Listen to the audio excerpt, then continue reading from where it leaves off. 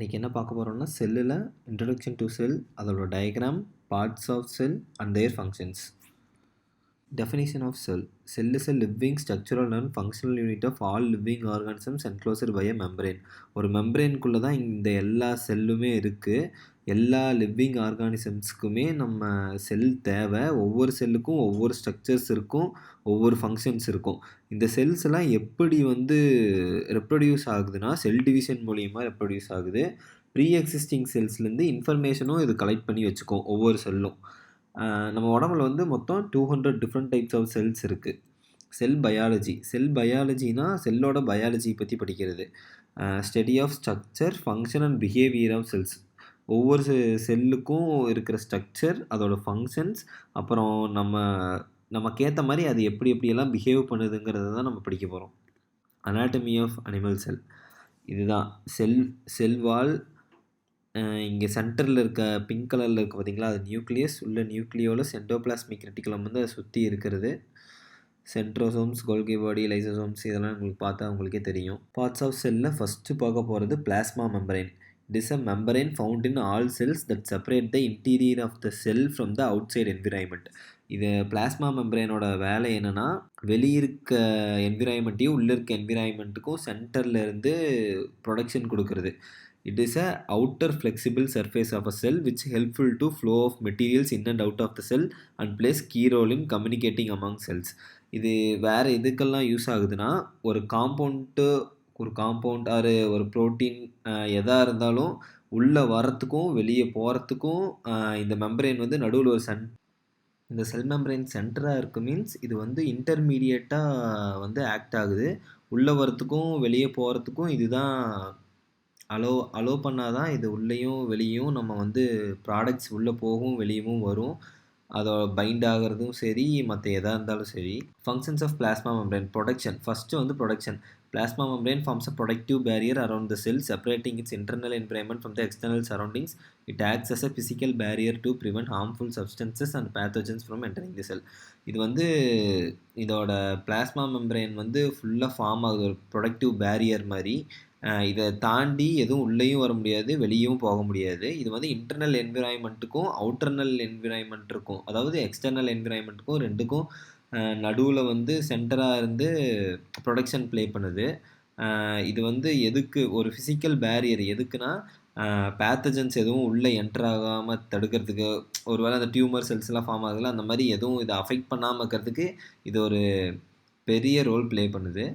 Plasma membrane plays a critical role in defining and maintaining the shape of a cell, provides structural support and helps the cell maintain its integrity. செல்லை அது இருக்கிற ஷேப்பை விட்டு வேறு ஷேப்புக்கு மாறாமல் இது ப்ரிவென்ட் பண்ணுது பிளாஸ்மா மெம்பரேன்.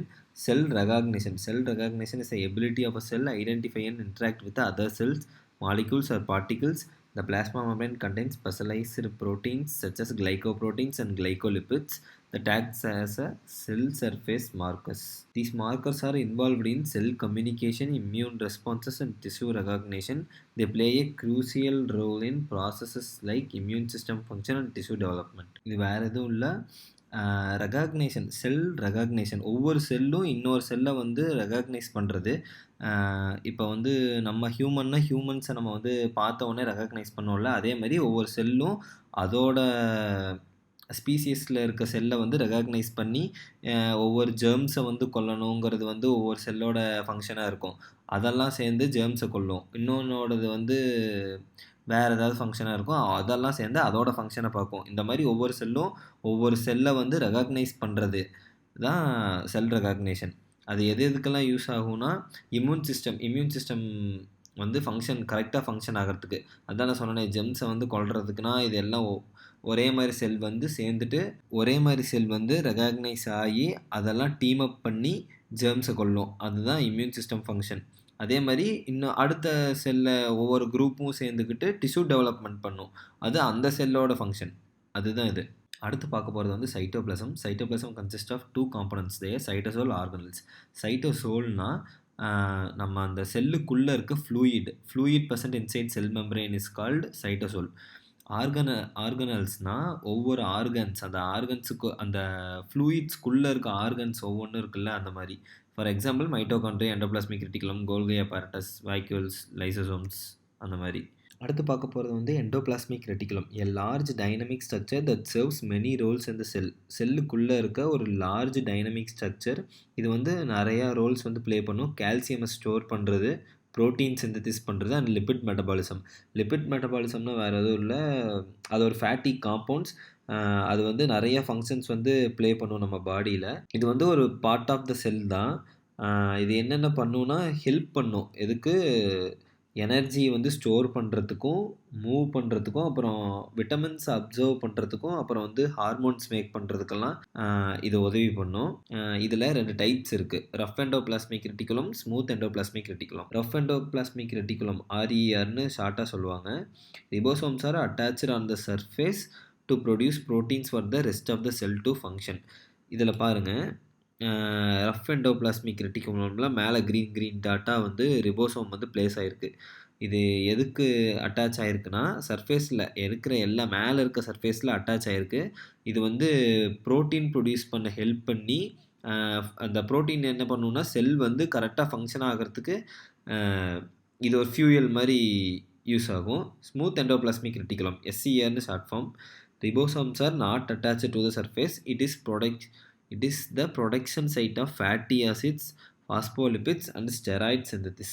இந்த SER ப்ரொடியூஸ் பண்ணுற ஃபேட்டி ஆசிட், பாஸ்போலிபிட்ஸ், ஸ்டீராய்ட் சிந்தசிஸ்லாம் நமக்கு தேவையான மெயின் ரோல்ஸை வந்து ப்ளே பண்ணுது. இது என்னென்ன பண்ணுன்னா, ஃபேட்டி ஆசிட்லாம் வந்து பில்டிங் பிளாக்ஸ் மாதிரி, எதுக்கு? லிபிட்ஸுக்கு. அதே மாதிரி இது ப்ரொடியூஸ் பண்ணுற ஸ்டீராய்ட்ஸ் வந்து செல் சிக்னலிங்க்கு வந்து ரொம்ப முக்கியம். அதே மாதிரி மெம்பரேன் ஸ்ட்ரக்சரை வந்து கரெக்டாக மெயின்டைன் பண்ணுறதுக்கும் முக்கியம்.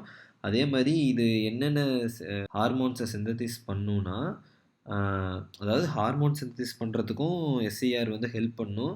என்னென்னா oestrogen, testosterone, female hormone, male hormone produce பண்ணுறதுக்கு. அப்புறம் இது ப்ரொடியூஸ் பண்ணுற மாலிக்யூல்ஸ் அது வந்து ரொம்ப முக்கியம். எதுக்குன்னா ஸ்ட்ரக்சரு, செல்லோட ஸ்ட்ரக்சரை மெயின்டைன் பண்ணுறதுக்கு, அப்புறம் சிக்னலிங் பாத்வேஸ்க்கு, அப்புறம் ஓவரால் செல்லுலார் ஃபங்க்ஷன், அந்த செல் வந்து ஃபுல்லாக ஃபங்க்ஷன் ஆகிறதுக்கு இது ரொம்ப யூஸ்ஃபுல்லாக இருக்கும். ஒரு வந்து ரைபோசோம்ஸ்.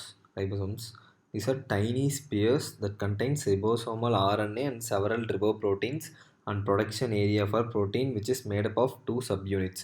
இது என்னென்னா, இங்கே கீழே இருக்க டயக்ராம் பாருங்கள். இது வந்து மேலே இருக்கிறது வந்து லார்ஜர் சப்யூனிட், கீழே இருக்கிறது வந்து ஸ்மாலர் சப்யூனிட். இது வந்து 60Sன்னு சொல்லுவாங்க, இது வந்து 40Sன்னு மென்ஷன் பண்ணுவாங்க. இது வந்து ஸ்மாலர் சைஸ், இது வந்து பிக்கர் சைஸ். ஓகேவா?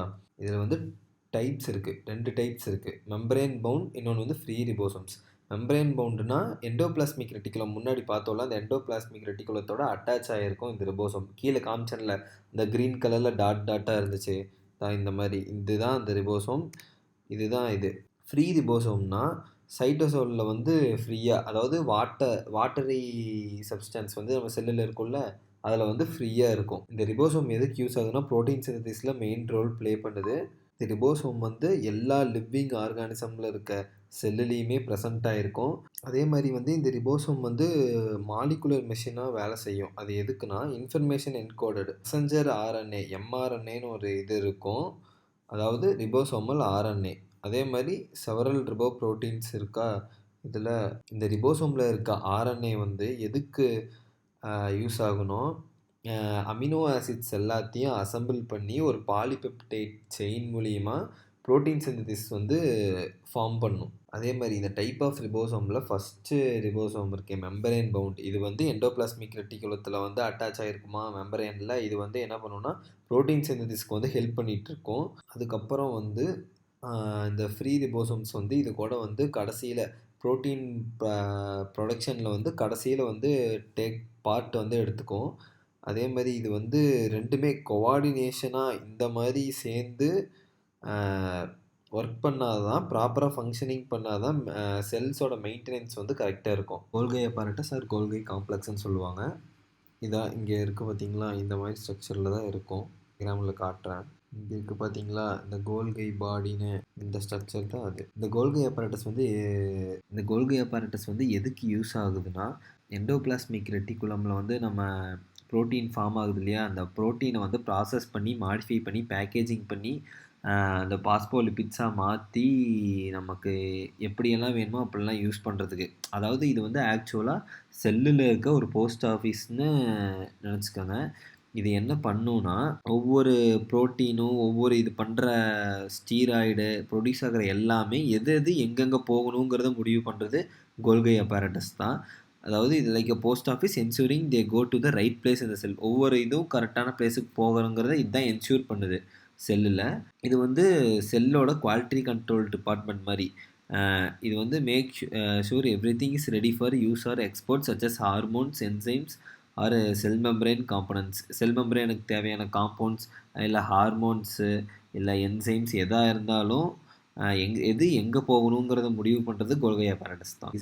லைசோசோம்ஸ் வந்து செல்லில் வந்து ஒரு recycling centre or waste disposal system, அதாவது டஸ்ட்பின் மாதிரி கூட சொல்லிக்கலாம். இது வந்து என்ன பண்ணுன்னா, damaged part of the cell or foreign particles like germs, அது மாதிரி எதுவுமே உள்ளே வந்து தேவையில்லாமல் இல்லாத மாதிரி செல்லை வந்து க்ளீனாகவும் ஹெல்த்தியாகவும் வச்சுக்கிறது தான் லைசோசோம்ஸ். இதோட ஃபங்க்ஷன் வந்து waste disposal, cellular recycling, immune defence. Lysosomes எதுக்கு ஹெல்ப் பண்ணுதுன்னா, break down and dispose of cellular waste such as damaged organelles, proteins and other unwanted materials. இதில் என்ன நம்ம அந்த வாட்டர் வேஸ்ட்டு என்ன வேஸ்ட்டாக இருந்தாலும் அதை வந்து உடனே டிஸ்போஸ் பண்ணுறதுக்கு ஹெல்ப் பண்ணுது. செல்லுலார் ரீசைக்ளிங்னால் வேறு எதுவும் இல்லை, ரீசைக்ளிங் செல்லுலார் காம்பனன்ட்ஸ். அந்த காம்பனன்ட்ஸை வந்து டைஜஸ்ட் பண்ணி அது என்னவா மாற்றும்னா, ப்ரோட்டீன், லிப்பிடு, அதுக்கு கார்போஹைட்ரேட், வாட்டர், அதுக்கு தேவையான மாதிரி அந்த காம்பனன்ட்ஸை என்னவா மாற்ற முடியுமோ டைஜஸ்ட் பண்ணி மாற்றி அதை வந்து ரீயூஸ் பண்ணி நம்ம செல்லுக்கு வந்து எஃபிஷியன்சியாக ஒர்க் ஆகிறதுக்கு ஹெல்ப் பண்ணும். இம்யூன் டிஃபென்ஸ்னால் வேறு எதுவும் இல்லை, பேத்தோஜன்ஸ் ஏதாவது டிடெக்ட் ஆச்சுன்னா அது வந்து சச்சஸ் பாக்டீரியா, வைரஸ் இந்த மாதிரி எதாவது டிடெக்ட் ஆனாலும் உடனே அதை வந்து எங்கல்ஃப் பண்ணி பிரேக் டவுன் பண்ணிடும். இல்லைன்னா செல்லுக்கு வெளியே இருந்து டிஸ்போஸ் பண்ணுறதுக்கு ஹெல்ப் பண்ணும். இது வந்து செல்லை வந்து இன்ஃபெக்ஷன்லேருந்து ப்ரொடெக்ட் பண்ணுது.